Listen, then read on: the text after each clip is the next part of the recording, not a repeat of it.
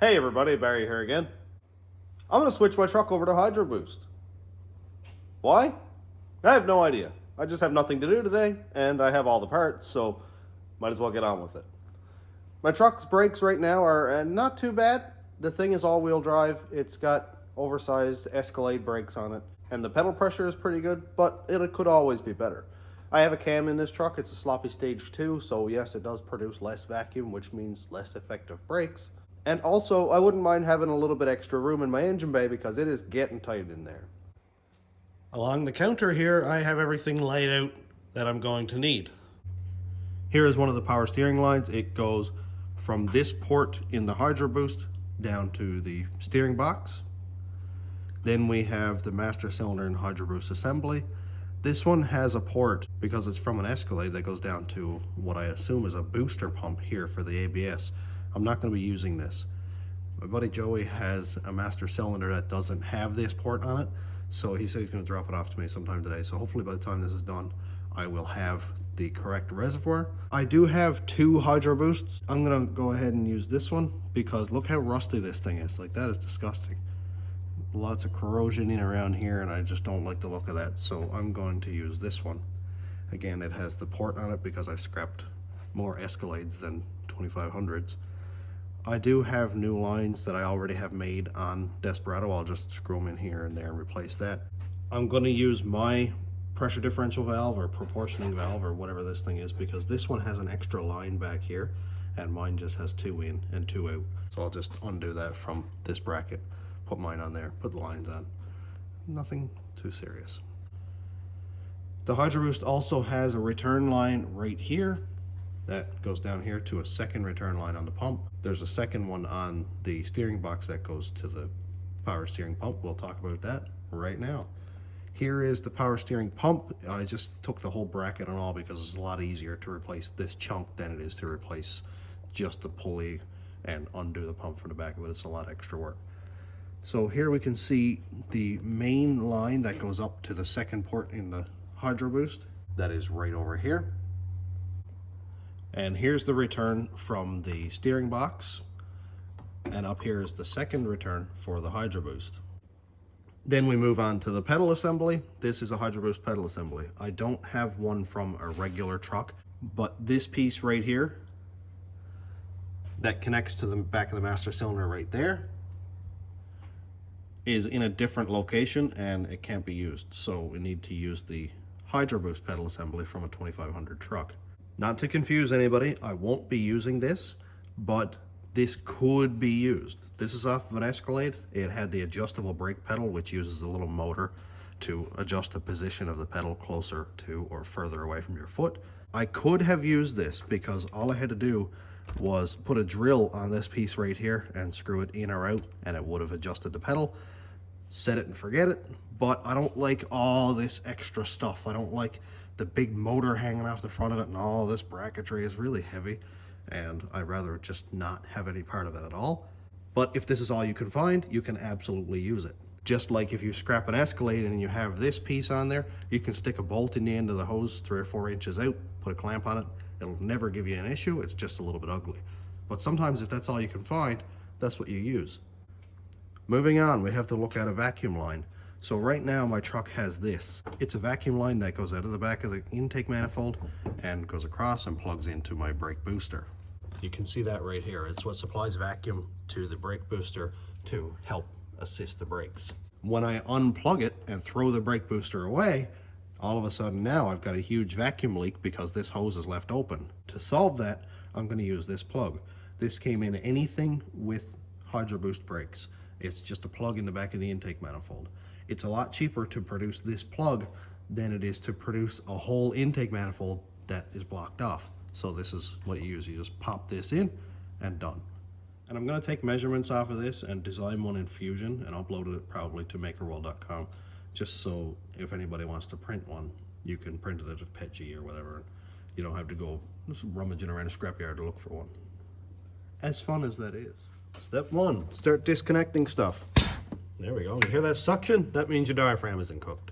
If you just shut your truck off and disconnected that and there was no suction, that's probably why your brakes are bad if you're replacing them for this reason. This little 90 piece here is a check valve, which is supposed to hold vacuum in, but if your diaphragm is torn or leaking, then vacuum just leaks away and your pedal will be really hard. That was the easy part. Let's move on to the less fun part. It'll be easier to show it right here, but basically we don't have to remove this entire pedal bracket. I actually didn't realize that until I started watching this guy's video, and he's actually very helpful. Anthony's Autos, Hydroboost conversion on 1500 frame, 9906. Exactly what we're doing. Look at that. YouTube saves the day again. All you have to do is undo this bolt right here. So undo this nut, it's an 18 millimeter. Over here is an 18 millimeter, and that's what holds this pedal on.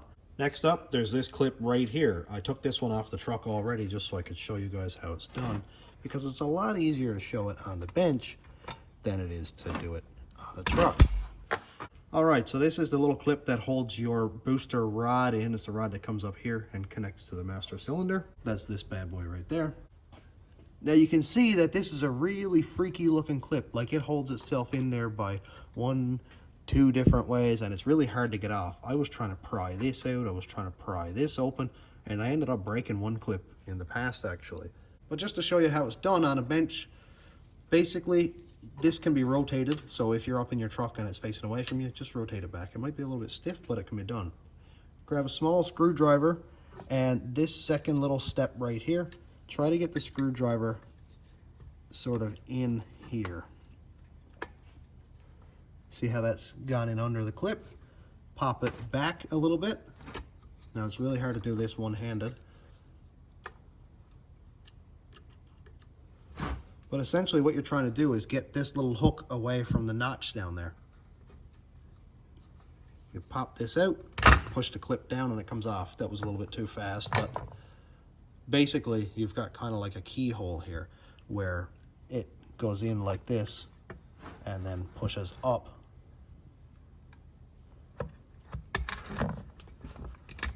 To lock.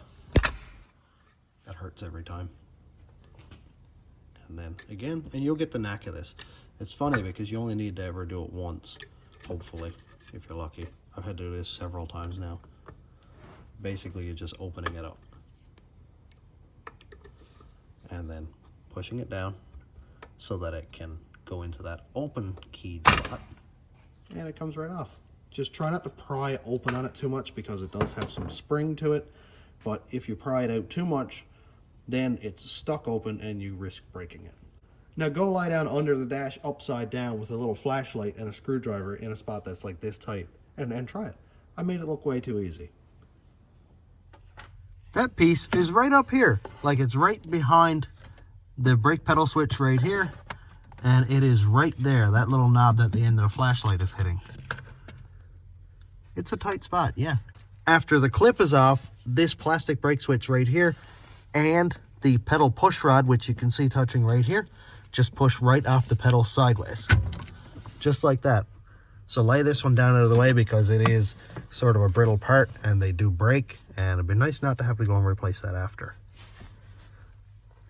Looking up here, we can see my 1/2-inch ratchet right here. It has an 18 millimeter deep socket on it, and it just sneaks by the steering column.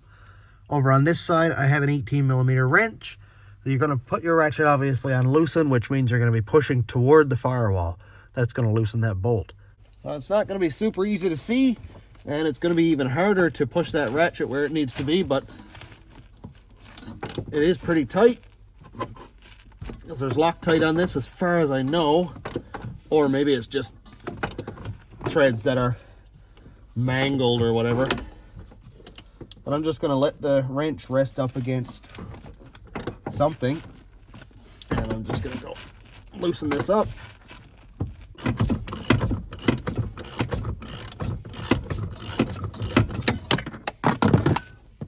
There we go. Got the nut out. Now, just pop the bolt out. There's the bolt. Seems to have some kind of graphite lubricant on it probably, which makes sense because I'm sure after a while that bushing will wear out. And now my bolt is lost. And that's the pedal. ready to come out. Now I forgot about undoing my 2-step switch. I'll just cut the zip ties and unscrew that, and that'll be out in like 5 seconds. 2-step switch is disconnected. Now just pull it the pedal. Sweet. Now that I have the 1500 pedal taken out, we can really compare. It bolts into the exact same place. Right up top, it's exactly the same. But when we start looking at the dowel that the master cylinder push rod connects to, look how much higher this one is compared to this one. This one just would not work because it would be on too much of a crazy upward angle and it would just bind up.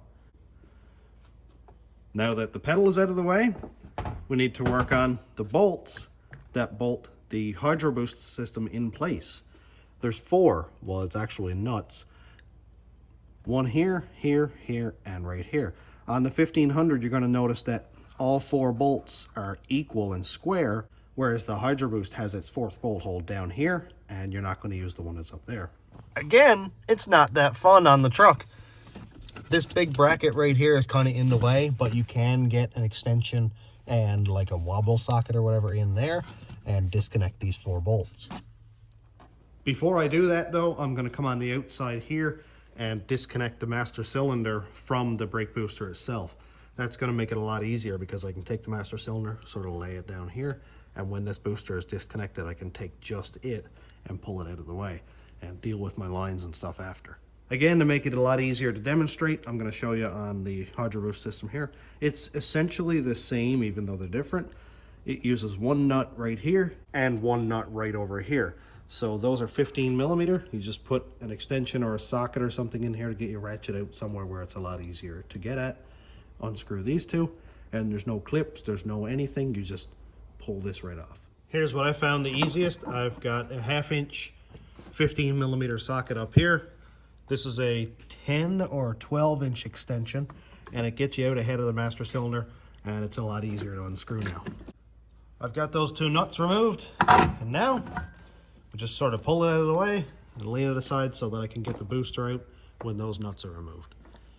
The nut that's going to be the hardest to get at is actually not too bad. With a deep 15 millimeter with a wobble socket on there and a long extension, it's got to be a 3/8 drive because a 1/2 inch socket is far too long. You can just kind of get at it nice and leisurely. No big deal.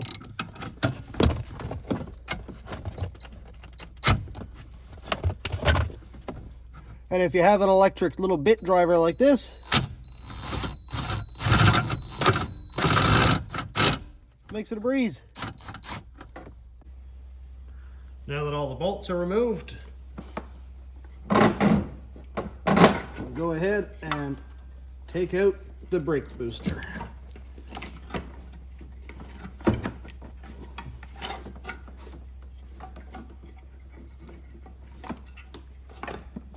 Even with the master cylinder unbolted, it's still pretty tight, but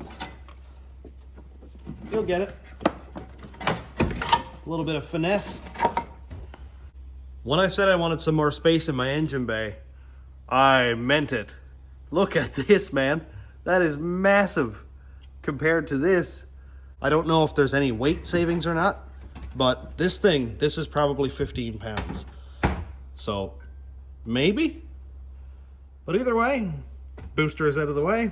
As I was explaining earlier, the vacuum booster has all 4 bolts evenly spaced, and the Hydroboost has that bottom left corner bolt down sort of out of the way. That means we're going to have to drill a hole in my firewall. Luckily, GM is amazing and has showed us exactly where we need to drill. We just got to look for it. So look right here. Do you see that little tiny dot? That's the exact spot where we need to drill the hole. GM already thought of this. They were like, oh yeah, people are definitely going to do a Hydroboost conversion on 1500 trucks. Let's make it easy for them.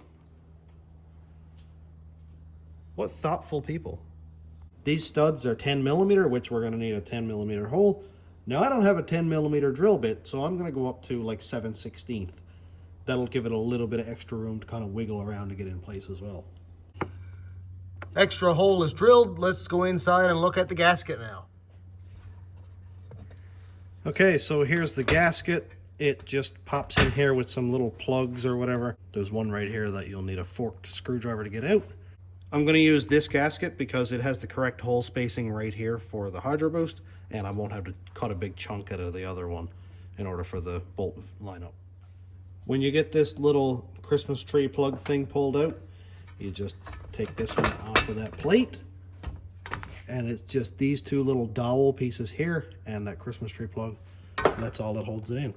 This gasket does wrap around the steering shaft. I'm not going to be messing with that, so I'm just going to cut the gasket right up there in the corner and fold it in around after. And here they are side by side. This is the 1500, this is the Hydroboost. Now, if you didn't want to mess with doing this, yes, you absolutely could cut out this hole here and just put the bolt through, never even think about it again.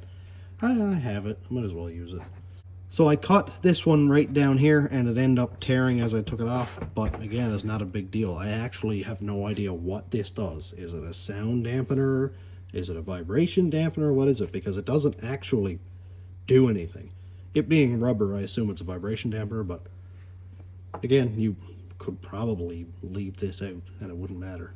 So if it irritates you that much, don't worry too much about it.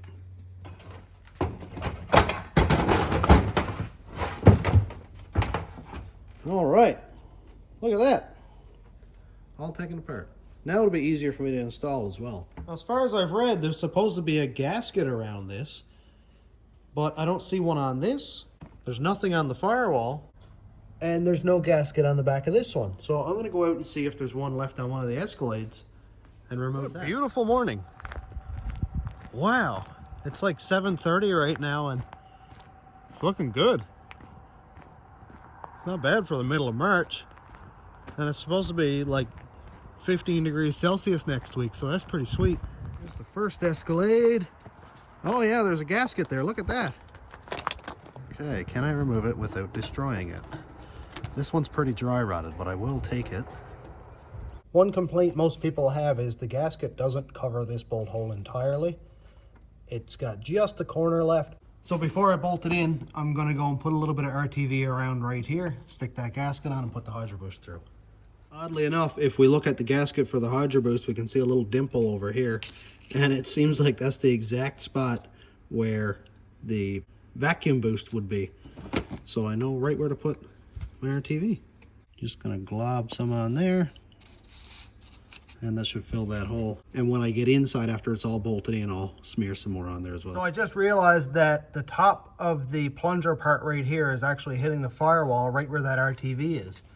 So I'm gonna have to get my little die grinder out and kind of grind away some of that firewall where the gray is, and that'll make some clearance. What I'm gonna use is this die grinder right here. This thing is fast, especially with a carbide tip on it. It is amazing, and it'll do the job in like 5 minutes.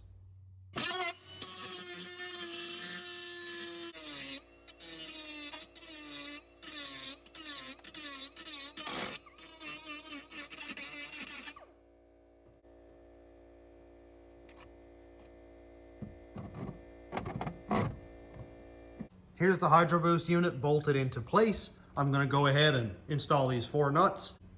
We already saw me remove them, so I'll go and do that on my own. I got the bushing switched over in the pedal, and right now I'm just gonna put a little bit of anti-seize inside of that bushing. I say a little bit, but I don't think you can ever put a little bit of anti-seize. It's either none or full Tin Man. But that should do it. All right, pedal is hooked back up. Everything is hooked up top. Booster is bolted in. Looks good. I drilled a hole in the pedal so I can put my 2-step switch back on there, and I just used the old pad that already had the hole in it. Now I can work on power steering. In order to get the power steering pump bracket and all that off, I need to remove my engine covers and my charge tube down here. I don't think there's anything really else that needs to come off. Just a little battery bracket down here. It's nothing too serious. Got to get at the alternator wiring back there. So I'm going to go ahead and disconnect the battery cables, pull all that stuff off, and then we'll get into the power steering. All that stuff is out of the way. Basically now I just need to remove the power steering bracket. We already talked about all this, but there's just a few bolts. There's 4 on the front, 1, 2, 3, and then 1 at the bottom of the power steering pump. And there's 1 back here on the side, just behind the power steering pump. It's a little short 15mm head bolt right down through there. It's hard to see, but you're just gonna have to feel around. 1 battery cable and 1 alternator plug right there. Also, before I forget, right down here are the two power steering lines. I'm going to have to remove both of those because I can't really get at the back of the pump, so I'm just going to remove all the lines with the pump. And of course, it's going to drain every bit of fluid. So down here I have a tray, which as you can see, there's not a lot of room in under this thing. So hopefully I've got it in the right place. Hey, power steering lines are disconnected. I had to disconnect it from the pump. It was very tight, but I did it because I just realized that I have a cooler on this thing and the return line comes out here, and disconnecting it from the gear itself wouldn't actually do anything. Now I'm on to the 4 outside bolts that are on the front here. I already have the one down there disconnected. If I zoom right in here, you see that like hole? That's where the, right under the head bolt there, that's where the bolt was for the power steering pump. You can plainly see it through here. Actually, I used a 5-inch extension, a deep 15, and the 1/2-inch ratchet, and I got it to a comfortable level where I could just unscrew it. And now this thing is just about ready to come out after I don't forget to remove that.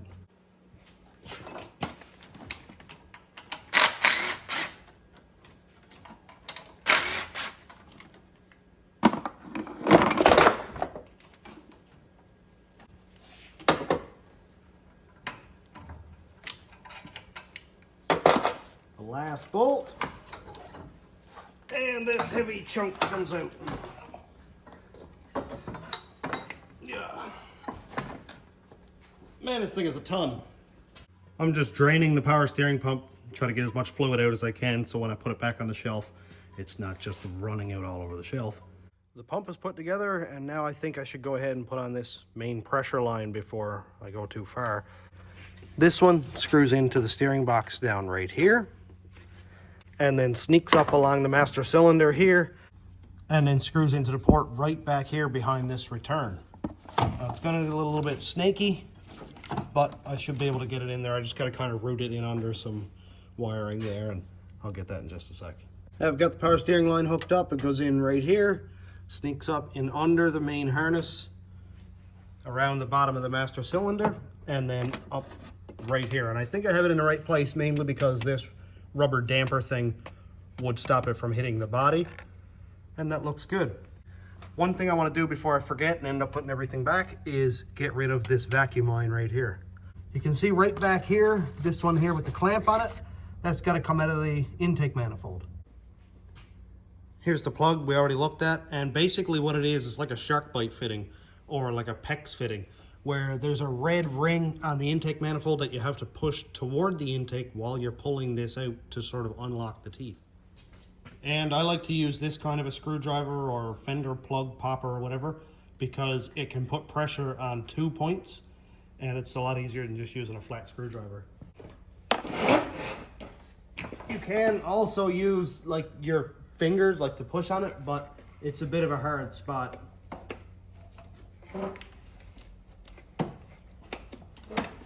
There we go. That actually wasn't bad at all. Just popped right out. And now there's no clips, there's no snap or anything. Just take this plug, pop it right in. That's it. Done. So easy, but also so easy to forget. So I wanted to take care of it while it was on my mind. Okay, now I'll pop this big chunk back in. I think it got heavier since I pulled it out. Would have been easier probably to leave the alternator off and install it after. Ugh. Don't break stuff, please. I just like to get it kind of where it needs to be and then get one bolt in there.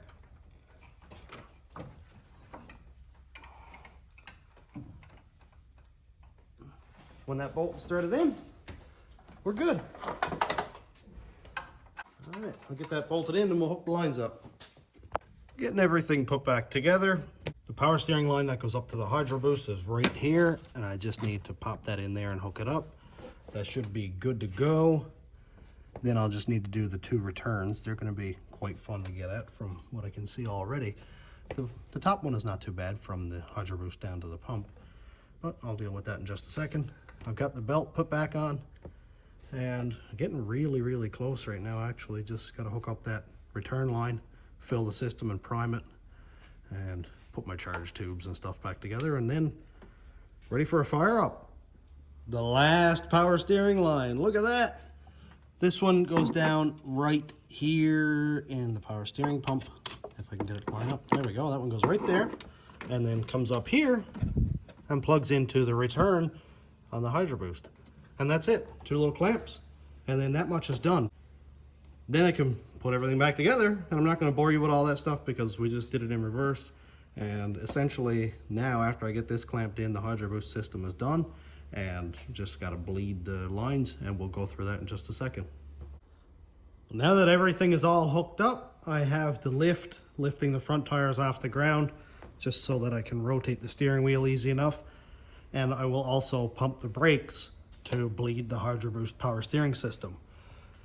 I didn't remove the master cylinder. I didn't remove any lines from it, so I don't have to bleed my actual brakes, so that's okay. Right now the power steering fluid is topped right to the top. And we're just going to go bleed the system now. It's rather dusty in here, but basically to bleed the power steering system, we're just going to pump the brakes a few times just to get some fluid through the Hydroboost. I'm going to rotate the steering wheel lock to lock slowly just to get as much fluid as I can through the lines, through the steering box. And I'm going to pump the brake again. And just basically work it, make sure there's no air in there. I'm going to stop right at the center. Then we'll look at our fluid level, and yes, it is down. It's not going to be down very much because of course the engine isn't running, it's not pumping any fluid, and all this up here is empty. So now I'm going to go do a flood clear. I'll hook the battery back up. A flood clear is basically put the fuel right to the floor, and that way it won't pump any fuel or anything. And it'll just allow the engine to crank a few times, get some fluid pumped up through here, and then we'll do this again. Battery is hooked up. Now I'm just going to put the gas right to the floor. I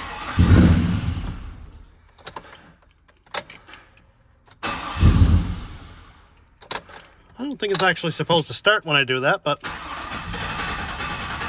there we go. That'll do it. After flood clear, fluid has gone down quite a bit, so I'm going to top it up again. Now I'm just going to turn the key to on, pump the brake a couple times, rotate the steering wheel, just to make sure I can get as much fluid up into the pump, the steering box, and the Hydroboost.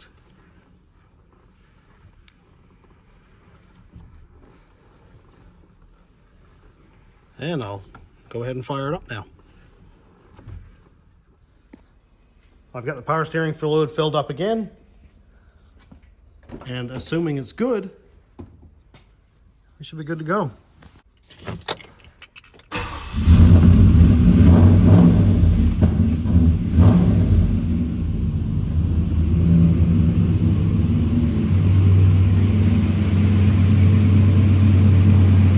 No noise from the power steering pump, that's a good sign.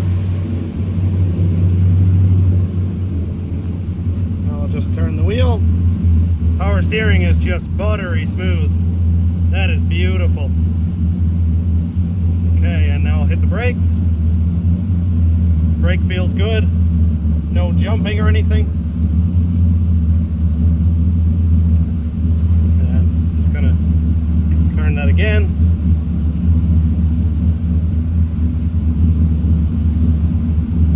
Now I'll shut it off and check the fluid.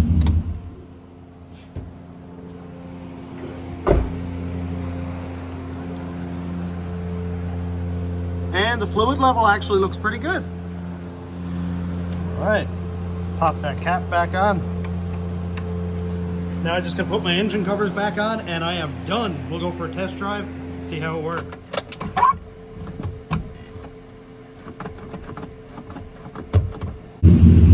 I just fired the truck up, went to put it in drive, nothing, would not go into drive. Realized I forgot to hook up the brake pedal switch. Yeah, don't forget to do that like I did. It works now, so that's good. Let's go for a drive.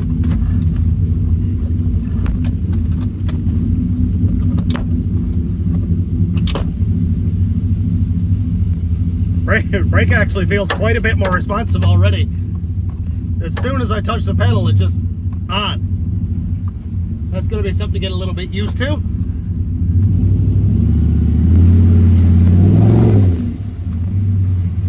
All right, let's drive around for a minute, see what the brake is like. Jeez, that is touchy. Wow.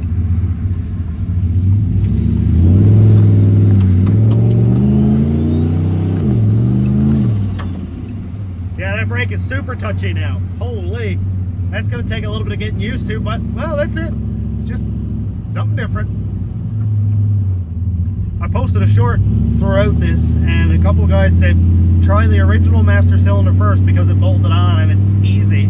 But if the brake doesn't feel like it's effective enough, then change over to the Hydroboost master cylinder, because that is paired with the Hydroboost and it is a 1/4 inch bigger.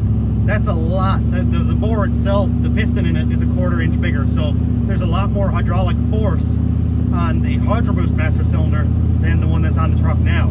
But oh yeah, man, I just touched the brake and it's on, so that's going to be a little bit to get used to, but we'll see what it's like now on a brake boost, just to see what it does.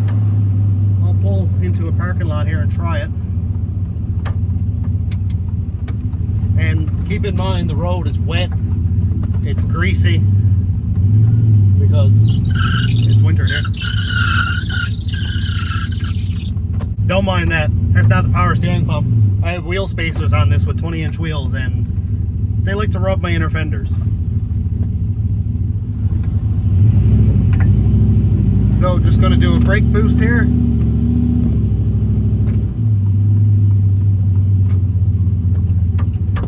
So I'm just going to do a brake boost. Let's see what it does.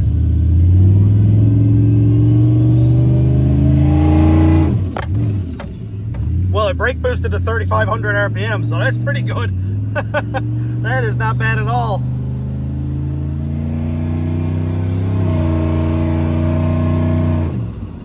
Nice. So all in all, I like these brakes a lot. I will do an update if I decide to go with the bigger 2500 master cylinder. I'll of course do an update video on that, and I'll do sort of a before and after. But as of right now, this thing actually holds really well. I just brake boosted it to 3,500 on a 3,200 stall converter, which is probably not great for it maybe, but it did it. That's the main thing. I have brakes, they don't spin. The road is wet and it's 12 degrees Celsius here. So if it's not gonna spin then, I doubt it's gonna spin at all. So all in all, I'm gonna call this a huge success, and I'm gonna go back to work now because my lunch break is over. So thanks for checking out the channel. Thanks to my YouTube members, patrons, and subscribers. If you have any questions at all about this whole process, or if you need help with anything, comment. Me or somebody else will comment. We're all a great bunch. We'll do what I can, or what we can, for anybody. And thanks for watching. Have a great day, everybody.